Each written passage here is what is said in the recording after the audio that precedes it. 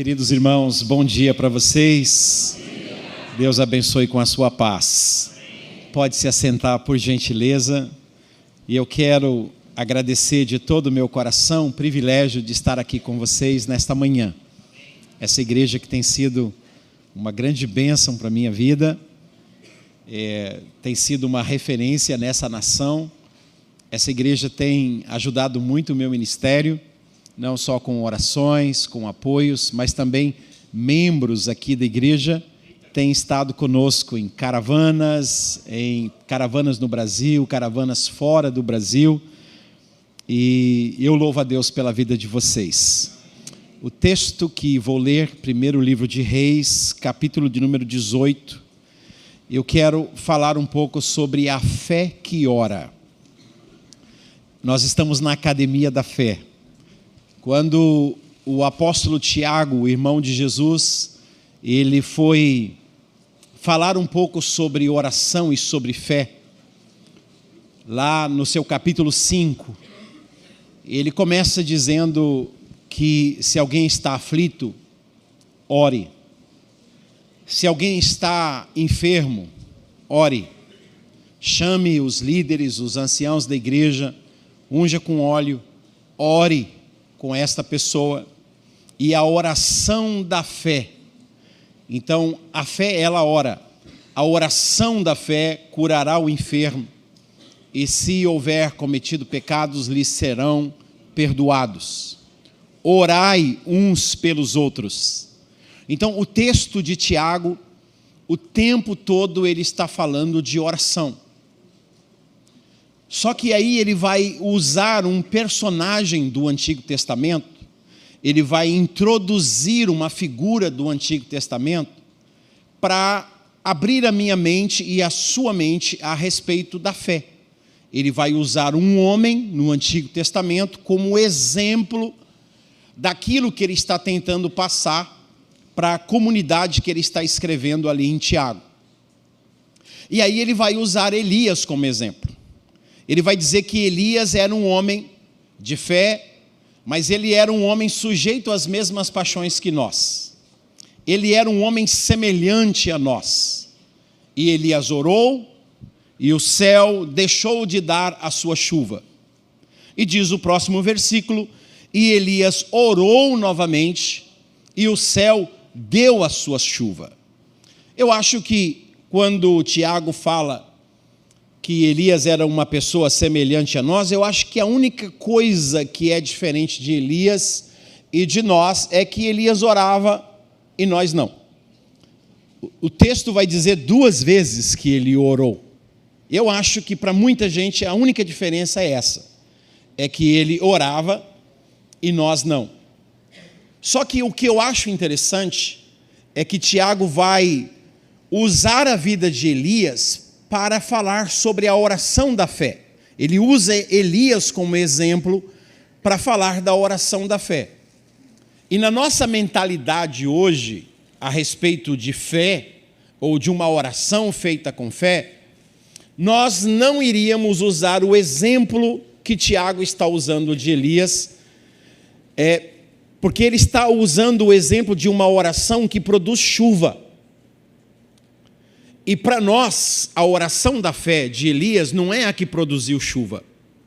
A oração da fé para nós é aquela anterior, que é a oração que produziu fogo, que é no capítulo 18. Essa para nós é a oração da fé. Um homem que faz uma oração com 61 palavras, que você pode repetir em segundos, em menos de 1 minuto. Não chega a dar 1 minuto. Uma oração que é feita em alguns segundos, e os céus se abrem, e o fogo desce para consumir aquele holocausto. Só que quando Tiago vai usar Elias como exemplo, ele não fala aí, Elias orou e o fogo desceu. Para nós essa seria a oração da fé. Porque para nós uma pessoa que ora com fé, ela recebe a resposta imediatamente.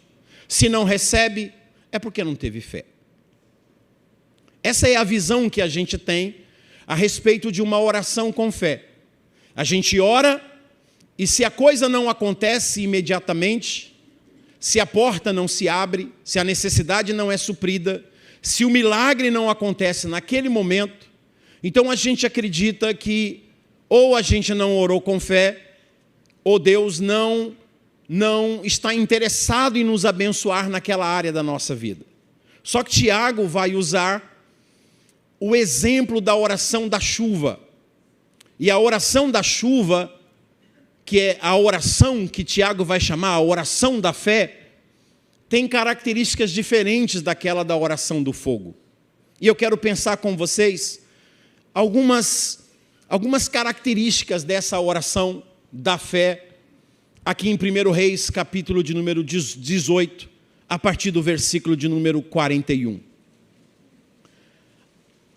A oração da fé, a sua primeira característica é que ela é capaz de tomar uma promessa de Deus e gerar essa promessa até que ela se torne uma realidade. É o único lugar na Bíblia que é descrita essa expressão do versículo 42. Você vai ler que Abraão prostrou-se com o rosto em terra. Você vai ler na Bíblia que Moisés prostrou-se com o rosto em terra. Você vai ler de vários homens nas Escrituras que prostraram-se com o rosto em terra. Mas aqui está dizendo que Elias subiu ao monte, depois de ter feito uma promessa para o rei, porque ele ouvia uma promessa de Deus. O texto diz que ele se encurvou para a terra e colocou o rosto dele entre os joelhos. Só se você tiver muito treino. As mulheres é com muita facilidade. As mulheres têm algo chamado dilatação. O homem não consegue fazer isso. Se você quiser tentar fazer aqui agora, pode tentar. Chega, não é só dobrar os joelhos e colocar o rosto no chão. É colocar o rosto no chão entre os joelhos. Essa é uma posição que os homens não conseguem fazer. E é o único lugar na Bíblia, porque é uma posição que na antiguidade, não só na antiguidade, eu fui missionário na Guatemala por alguns anos. A minha filha mais velha é uma guatemalteca, ela nasceu lá nas montanhas de Guatemala. E lá eles têm uma cultura até hoje. Quando você vai para Zacatepeques, Chiquimulia, aquelas regiões das montanhas de Cobán, essas mulheres, elas, quando chegam a hora de dar à luz, os seus familiares vão e montam uma barraca no meio da selva, das montanhas, e elas vão lá para dar à luz, e a posição que elas ficam é esta posição em que está Elias. Elas colocam o rosto entre os joelhos com o rosto em terra. É uma posição de dar à luz. Deus diz, Elias, eu vou mandar chuva sobre a terra. E o Elias não cruzou os braços dizendo, bom, se Deus prometeu, ele vai cumprir. Não é assim que funciona a fé. Deus prometeu, então agora nós vamos gerar essa promessa em oração. Nós recebemos essa semente dentro de nós, estamos grávidos das promessas de Deus, e agora nós vamos gerar essas promessas até que a criança nasça. É uma posição de gerar, não é apenas Deus fez a promessa e eu vou ficar de braços cruzados. Elias disse, não, Deus prometeu, então eu vou para o monte, vou me prostrar com o rosto em terra, com o joelho aberto e com o meu rosto no meio dos joelhos em terra, em uma posição de uma mulher que está dando à luz. Vou sentir dores de parto, vou, mas a criança vai nascer. Muitos milagres não acontecem na nossa vida, porque a gente recebe a promessa, mas a gente não coopera com o gerar aquilo que Deus prometeu para nós. E isso não é uma invenção minha do Antigo Testamento. Paulo diz, meus filhos, por quem eu de novo sinto as dores de parto.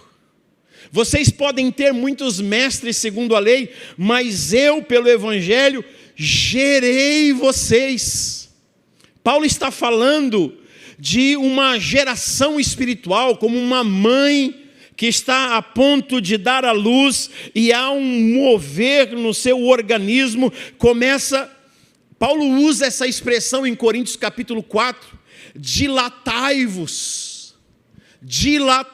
ele está falando para a igreja, é uma dilatação, é um tempo de dor, é um tempo de angústia, mas é um tempo em que o milagre vai acontecer. A gente quer as promessas de Deus, mas a gente não quer se dilatar, a gente não quer cooperar, a gente não quer passar por gemidos inexprimíveis. João capítulo 15, Jesus diz: a mulher, quando está para dar à luz, ela sente dores de angústia, mas assim que a criança nasce, ela esquece das dores pelo fato de haver nascido um homem no mundo. Então não tenha medo de passar por essas dores de parto. Porque isso, elas são passageiras. Quando o milagre chegar, você vai olhar e vai dizer: valeu a pena. Paulo diz assim para Filemão: receba esse menino Onésimo, porque uma outra hora ele te foi inútil, mas agora ele é muito útil para você e a mim. Receba-o, porque eu o gerei entre algemas. Ok, dentro da prisão eu dei a luz para esse menino, eu sofri para que esse camarada se convertesse. Hoje a gente não chora pela conversão de familiares nossos. Deus prometeu, então ele vai cumprir. Não, a gente tem que pegar as promessas. Quando Deus prometeu que o meu pai se converteria, e eu fiquei 5 anos orando e meu pai não se converteu, eu fiquei 10 anos orando e meu pai não se converteu, eu fiquei 20 anos orando e meu pai não se converteu, mas depois de 20 anos, Deus fez a sua obra e o levou são e salvo para a glória. Precisa sentir dores de parto. Você precisa deixar Deus semear sonhos dentro de você. E o fato de Deus semear são sementes. Ele semeia dentro de você, são sonhos. O dinheiro não está na conta, o milagre não aconteceu, a porta não está aberta aqui no mundo físico. Mas aqui dentro já é uma realidade, ninguém pode ver, não pode ver. Mas na hora de nascer, todo mundo vai ver que é uma realidade. É uma realidade para os outros, mas lá dentro de você já era uma realidade há muito tempo. Há muito tempo. Então essa é uma das primeiras características da oração da fé. Ela toma a promessa e ela gera essa promessa até que ela se torne uma realidade. A segunda marca da oração é que a oração da fé, ela continua orando mesmo quando não existe nenhum resultado. O Elias chamou o moço, Deus deu a promessa. Fala para Acabe arrumar o carro dele, porque vai vir uma grande chuva aí. E aí, ele disse para o seu moço: vá para a região do mar, eu vou ficar aqui orando, e você volta para me trazer informações. E o menino foi e olhou para o Mediterrâneo, e Elias está orando. E aí veio... Quando chegou, Elias perguntou assim para ele, olha o que é que diz aí no versículo de número 43. Disse ao seu moço: sobe, olha para o lado do mar. Ele subiu, olhou e disse: não há nada. O Elias dobrou os seus joelhos, orou ao Senhor e disse: vai lá, veja o que está acontecendo no Mediterrâneo e volta. E quando o moço voltou, Elias se levantou da oração e perguntou: e aí, você viu alguma coisa? E o moço disse: nada. Aí o Elias poderia dizer assim: bom, então foi só um sentimento meu, porque eu orei, não tem resposta nenhuma, a porta não se abriu, a dor não desapareceu, o dinheiro não apareceu, então chega. O Elias disse: não, volta lá de novo. Eu vou continuar orando. E o menino volta lá a segunda vez. Quando retorna a segunda vez, o Elias pergunta: e aí, algum sinal? Alguma coisa, alguma melhora, algum resultado? E o menino disse pela segunda vez: não há nada. Elias disse: volta lá de novo. Muita gente acredita que a fé é você orar e já ter o resultado imediato, e não é. A fé é você continuar orando mesmo quando ainda não tem resultados.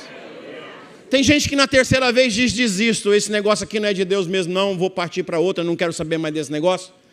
Falta de perseverança em oração. Falta de convicção nas promessas de Deus. Volta lá a terceira vez, volta lá a quarta vez, volta lá a quinta vez, e o moço diz: não há nada, e Elias diz: volta lá a sexta vez, a circunstância diz: não dá, e a fé diz: volta lá de novo, ora um pouco mais. E eu vim aqui para dizer isso para você.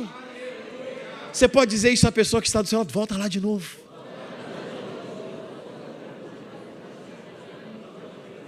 Volta lá de novo. Então a fé, ela ora quando não tem nenhum resultado. Ela persevera em oração. Não tem resultado agora, mas eu vou perseverar em oração e o milagre vai acontecer. Terceira característica da oração da fé. Primeiro, ela toma promessa e ela gera promessa. Segundo, ela ora quando não existe nenhum resultado.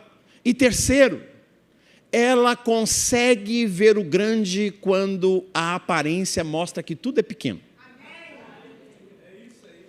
O Elias, o menino voltou na sétima vez e diz: o que você viu lá? O menino disse: agora tem lá uma nuvem, mas é do tamanho da mão de homem. Aí o Elias se levanta e diz: então corre, porque a chuva vai te pegar. Aleluia. A fé enxerga o grande quando a vista só pode ver o que é pequeno. Por isso diz em Zacarias 4, não despreze os dias dos pequenos começos. Deus começa com o pequeno, mas o resultado vai ser grande. Às vezes Deus quer abrir grandes portas para você, mas Ele vai começar com portas pequenas. Às vezes Deus tem um grande salário para te dar, mas talvez Ele vai começar com um pequeno salário. Ele tem posições maravilhosas para você lá na frente, mas aqui, por enquanto, essa é a posição. Se você for fiel no pouco, Deus vai te colocar sobre o muito.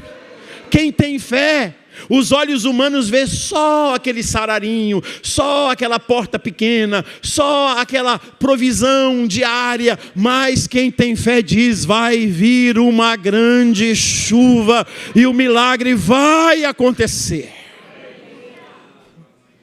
Você pode entender isso no seu coração? Você recebe essa semente no seu coração?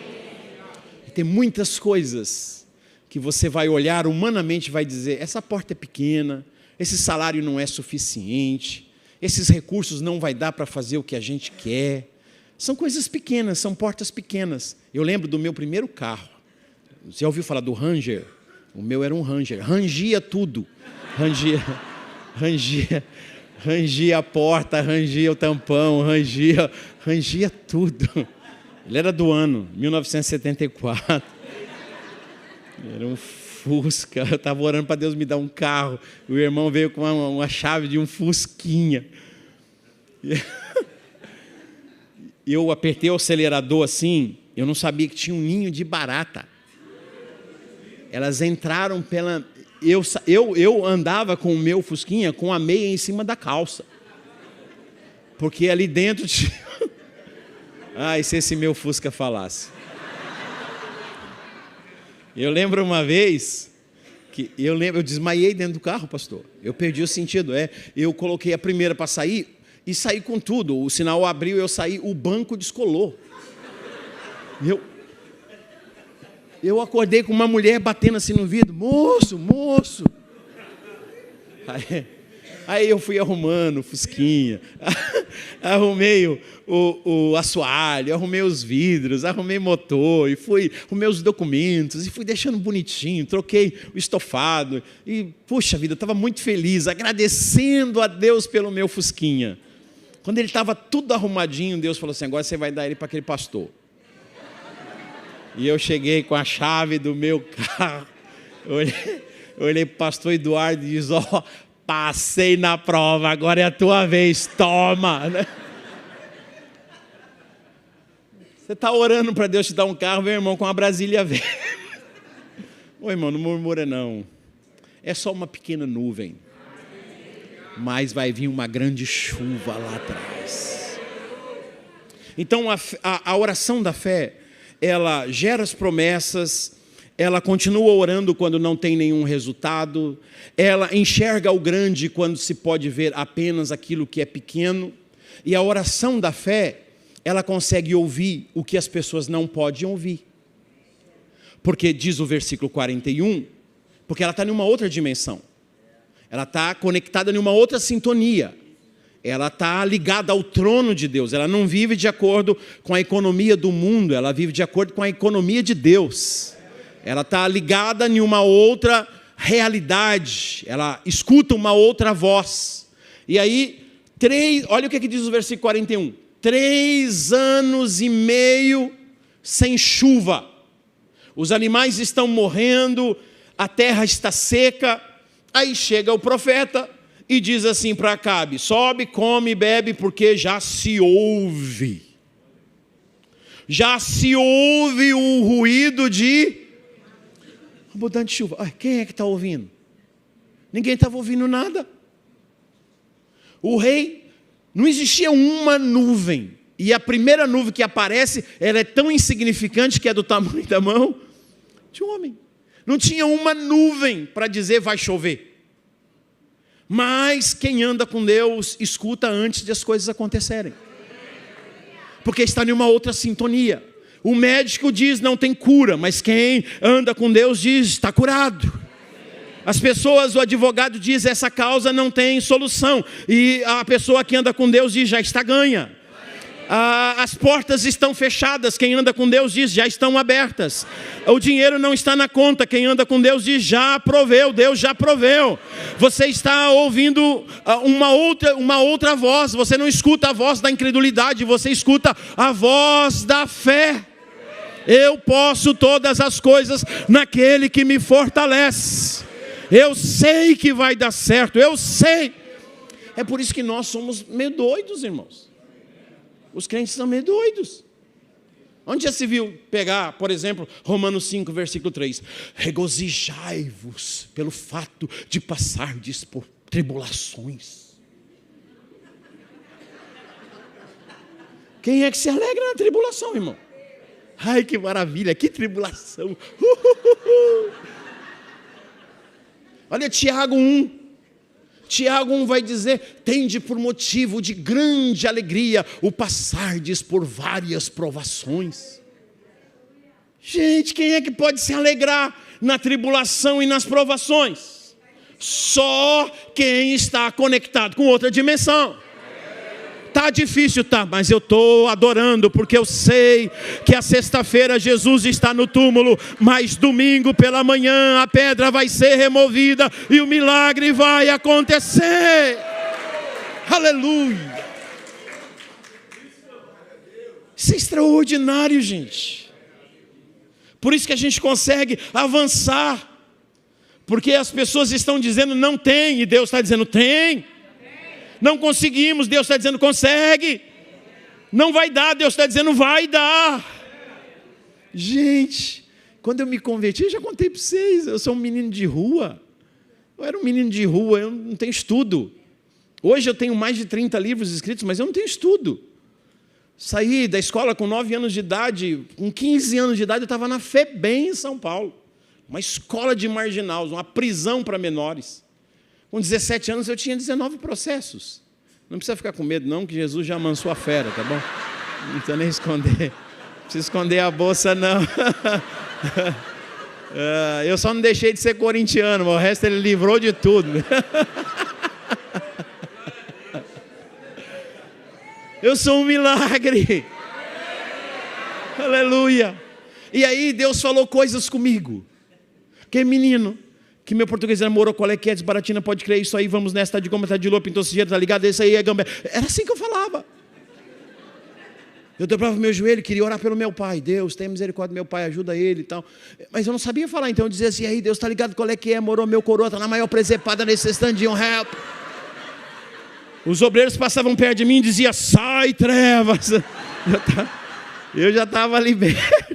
Era eles que não podiam ver. E Deus colocou sementes no meu coração que ninguém podia ver. Como é que pode pegar um menino, um ex-drogado, bandido, salvá-lo e agora dizer para ele no meio de umas árvores, eu vou te levar às nações da terra como pregador das boas novas? Ninguém podia acreditar, mas eu ouvi. Eu ouvi o que ninguém poderia ouvir. Aleluia. Aleluia. Oh. E hoje eu tenho pregado em mais de 100 países do planeta Terra. Tenho colocado os meus pés em mais da metade dos países do mundo. Porque eu ouvi o que o mundo não podia ouvir. E para terminar, então primeiro, a fé, ela gera as promessas de Deus. Segundo, a fé continua orando quando não existe resultados algum, não é isso? Terceiro, a fé enxerga o grande quando os olhos humanos só podem ver o que é pequeno. Quarto, a fé está em uma outra dimensão, você não é levado pelas circunstâncias, mas sim pela direção que Deus está te dando. E em quinto lugar, a fé verdadeira começa com nada e termina com tudo. O que é que você está vendo lá? Eu não estou vendo nada. Não tem nada. Começou com nada. No versículo 45, dentro de pouco, os céus se enegreceram com nuvens e vento, e caiu uma grande chuva. Talvez você veio aqui nessa manhã com nada, mas a oração da fé pode fazer você terminar com tudo. No princípio não tinha nada, mas Deus, pela sua palavra, foi criando todas as coisas, até tornar o caos em um paraíso. Deus pode fazer isso com a sua vida. Quero convidar você a ficar em pé, eu quero orar com você. Oh, aleluia. Pai, eu quero te agradecer, porque essa igreja não é movida ou guiada por circunstâncias. Essa igreja é dirigida por aquilo que o teu Espírito fala. Obrigado, Senhor. Obrigado porque a gente pode se alegrar, mesmo em momentos de angústias e de tribulações, de necessidades e de portas fechadas. Porque a gente sabe que isso é passageiro. A chuva virá sobre a terra e o milagre vai acontecer.